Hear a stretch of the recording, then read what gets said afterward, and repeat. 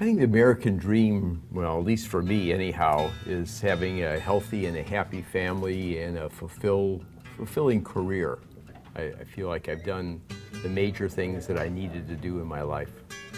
To have a good life and to I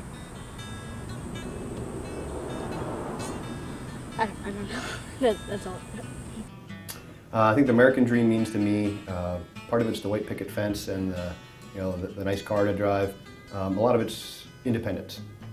Americans are fiercely independent.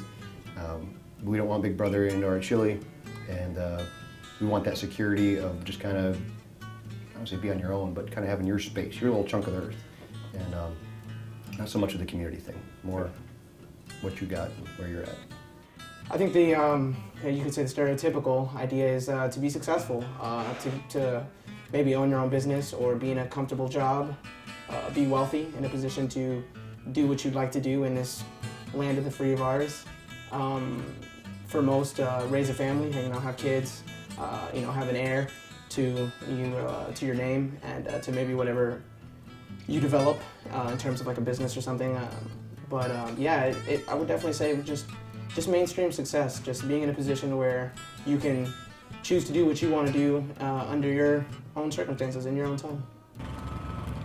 The American dream for me is to be able to, well, I've already got a job that I like, to be able to have a place where I can live, I can raise my kids in, and be happy to come home to every day, and then to just be able to have enough money to where I don't have to work, and to where I can just have a good high quality of life.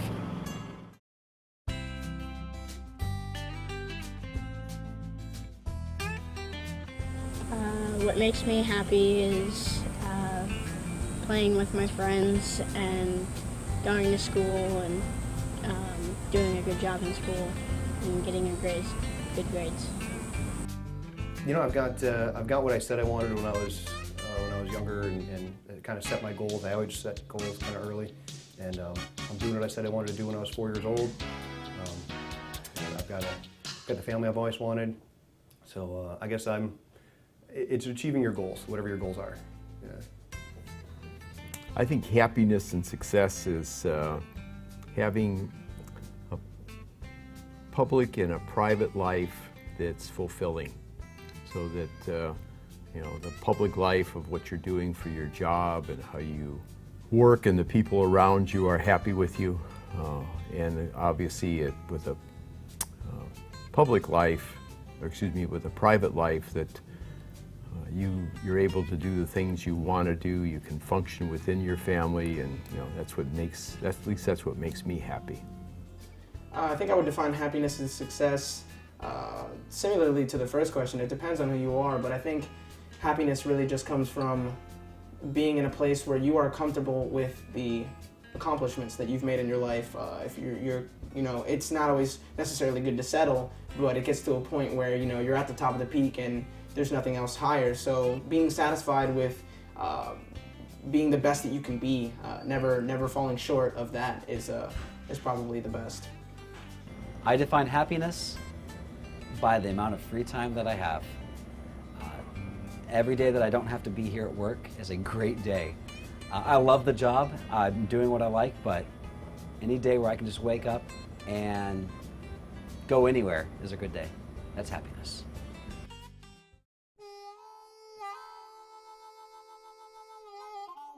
I think guys enjoy doing stereotypical guy things because quilting clubs are lame, and nobody really likes gardening that much unless you have to eat, grow your own food. No, I don't know. I don't get into a lot of chick things. I like guy things because they're cool, whether it's genetic or the way I was brought up. I like cars. I like things that go bang. I like watching things explode. The closer, the louder, the better. Yeah, that's it. I really do. When I'm around my sons, my wife would say, why do you guys find that funny? And I think it's something innate that within men, that we just find certain things funny, that we don't do the touchy-feely things that women tend to do. And certain words and certain things just we find to be funny. Maybe not correctly so, but at least I know I do without getting too specific here. I think guys like the stereotypical guy things because it gets reinforced daily. Pretty much everything that we see, from females to cars to what you see on TV, sports, everything. It's drilled. It's drilled daily into the average person, and we have a society where our kids are growing up thinking nothing but the stereotypical things, and all that does is simply just reinforce that generation upon generation, and like I said, it's ingrained into us. And until we have a free mind, let's say the time in the '60s where it was free love and it was about just being happy to be alive and not necessarily thinking about material possessions. I think that was a good place for us to be at. Well, I don't know if they like things because they're stereotypical. I think they become stereotypical because most guys like them. There's stuff that we've been doing since we've been growing up. We've been playing ball or played tag or the kind of games that we play. We end up wanting to watch them on TV. We like to watch sports because that's what we did as a kid. We like raunchy comedy because that's how we entertained each other when we were growing up.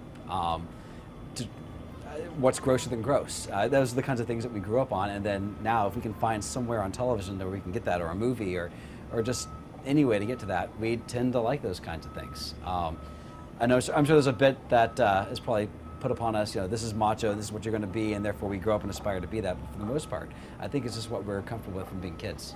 I think guys like doing guy stuff because they think it's fun, and they just like to watch manly stuff. And it was interesting thinking about these questions and the answers, and what's going on with society. I've seen a lot of changes happen over my lifetime.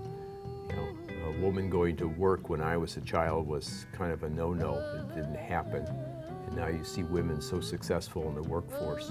I've come from a long line of very strong, successful women. A mother, a sister, my wife, her sister, her mother, and I'm used to being around women. We have the boss here at school is a woman, and I really enjoy working for and with women, and I find them to be,